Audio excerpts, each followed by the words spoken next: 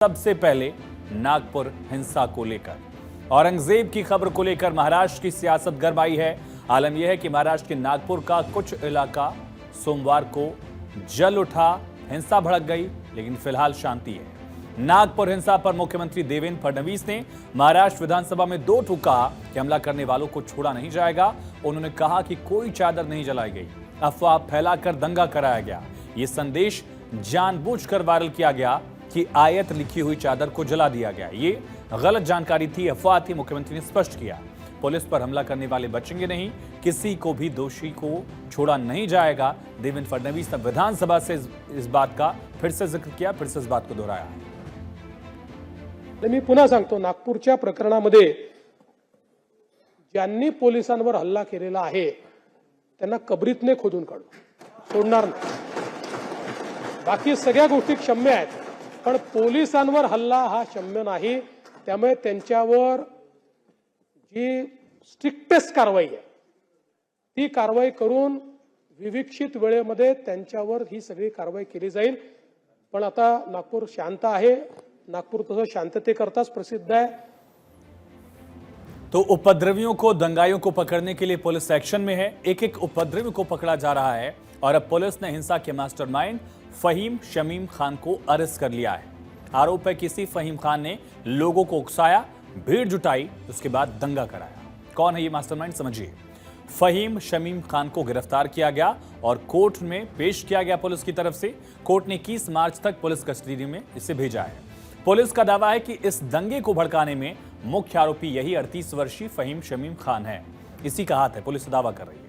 यह भी कहा कि पुलिस ने कि फहीम खान ने ही लोगों को भड़काया। 500 लोगों को पुलिस स्टेशन पर इकट्ठा कर लिया। यानी नागपुर में उपद्रव की सारी प्लानिंग फहीम खान की ही थी। आपको बताते हैं कि फहीम खान है कौन। फहीम खान है माइनॉरिटी डेमोक्रेटिक पार्टी MDP का शहर अध्यक्ष, नागपुर अध्यक्ष। नागपुर की यशोधरा नगर में संजय बाग कॉलोनी में उसका घर है, यहीं रहता है। FIR के मुताबिक फहीम खान ने झड़प शुरू होने से पहले भड़काऊ भाषण दिया।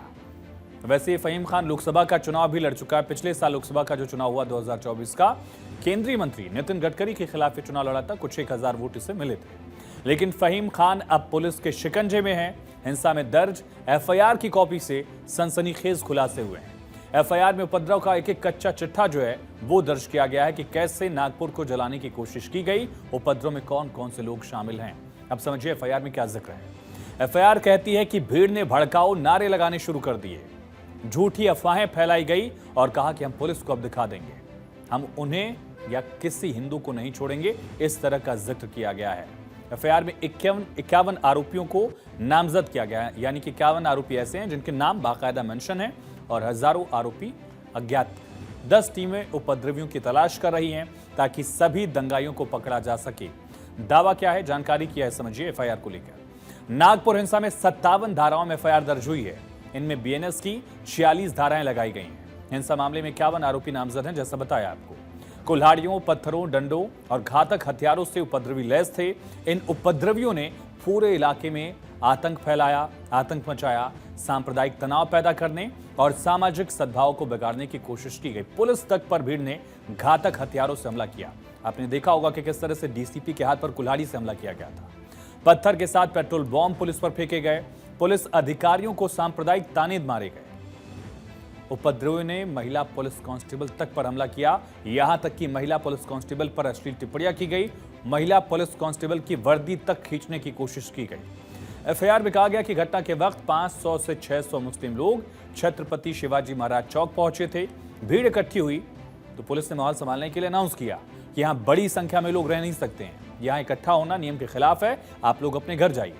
लेकिन यह भीड़ किसी बात को सुनने के लिए तैयार नहीं थी और आरोपी एक दूसरे को उकसाने में लगे थे, पुलिस पर आरोप लगा रहे थे।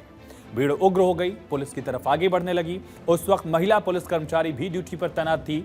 घातक हथियार हवा में लहराए गए, पेट्रोल बॉम्ब पुलिस वालों पर फेंके गए और नागपुर DCP ने कहा कि उपद्रवियों की तलाश जारी है, एक एक चीज का पता लगाया जा रहा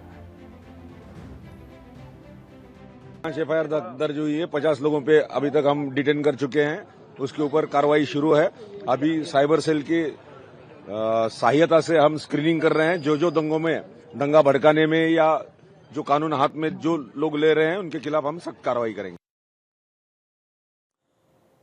तो फिलहाल दो अलग अलग एंगल से पहचान की जा रही है। फिलहाल साइबर टीम जो है नागपुर में, वो इस बात को इन्वेस्टिगेट कर रही है कि सोशल मीडिया प्लेटफॉर्म, व्हाट्सएप, इस तरह के जो भी प्लेटफॉर्म्स हैं, इंटरनेट से जो कनेक्ट हैं, उनका इस्तेमाल करके दंगा भड़काने की क्या कोशिश की गई। क्या यह अफवाह जानबूझकर फैलाई गई कि दरअसल आयत लिखी हुई जो चादर थी वो जलाई गई है। इस अफवाह को किसने आगे बढ़ाया? सोशल मीडिया का इस्तेमाल किया गया। अगर सोशल मीडिया का इस्तेमाल किया गया तो कौन से ऐसे लोग थे जो ये भ्रामक जानकारी आगे बढ़ा रहे थे, जिससे हिंसा और ज्यादा भड़की।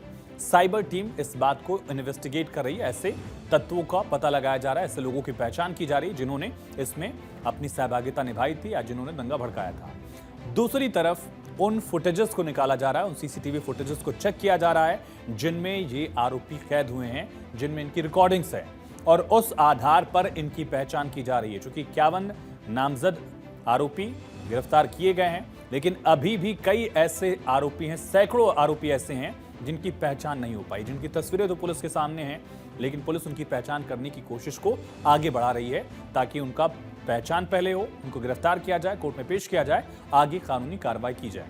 वहीं साथ ही नागपुर दंगे की जांच एटीएस ने भी शुरू कर दी है। एटीएस इस बात की जांच कर रही है हिंसा शुरू कैसे हुई और कुछ लोगों द्वारा अचानक भड़काने का काम किस आधार पर किया गया, किसने पूरी साजिश रची, और मास्क के पीछे जो मास्क था उसके पीछे दंगाई कौन थे। कई सारे फुटेजेस ऐसे जिसका जिक्र हमने किया कि तस्वीरें तो सामने हैं, लेकिन उसमें आरोपियों की पहचान नहीं हो पा रही क्योंकि उन्होंने अपने चेहरे ढके हुए हैं। इन सारे सवालों के जवाब तलाशे जा रहे हैं, लेकिन एक और खास पैटर्न चर्चा में है।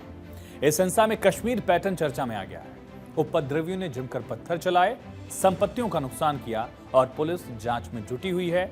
हर एंगल से तफ्तीश की जा रही है।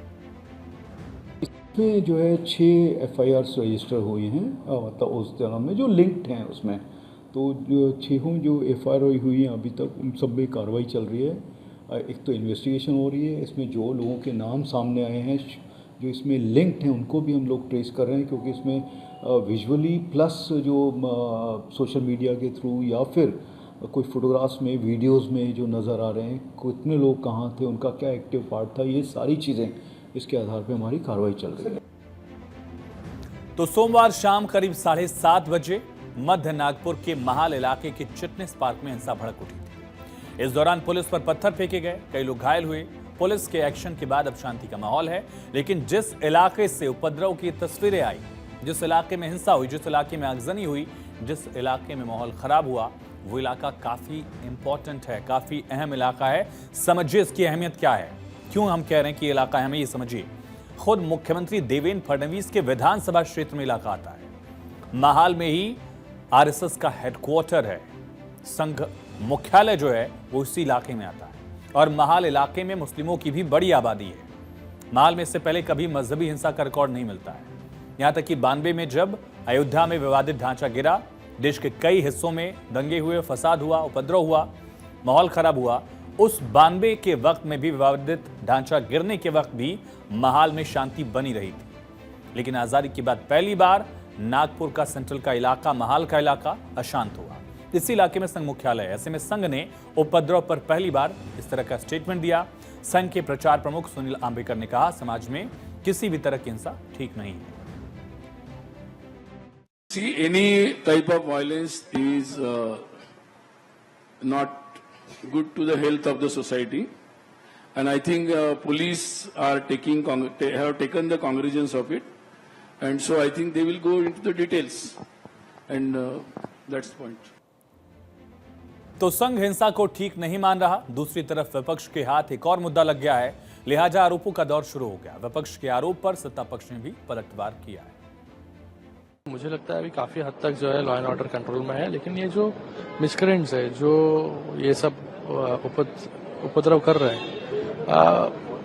अभी पता चला है कि कुछ महिला पुलिसकर्मियों पर भी उन्होंने पथराव किया है, उनको भी चोट लगी है।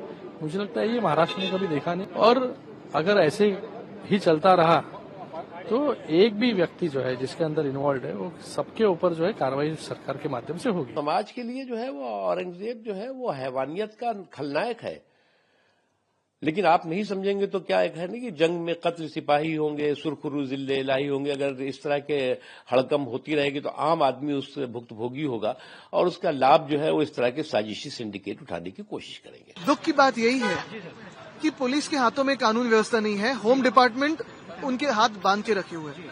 अगर पुलिस के हाथों में कानून व्यवस्था दो तो जो भी पिछले 3 सालों से आप देख रहे हो अनगिनत रेप है वगैरह ये नहीं होता, लेकिन होम डिपार्टमेंट जो आज मुख्यमंत्री महोदय के पास है ये फेल हो गया। तो एक्टर विकी कौशल की छावा फिल्म कुछ समय पहले आई थी, इसके बाद औरंगजेब का मुद्दा गरमाया। औरंगजेब की खबर को लेकर विवाद हुआ और साथ ही अबू आजमी के स्टेटमेंट से भी विवाद और ज्यादा आगे बढ़ा और विवाद का अंजाम क्या हुआ ये आप देख सकते हैं।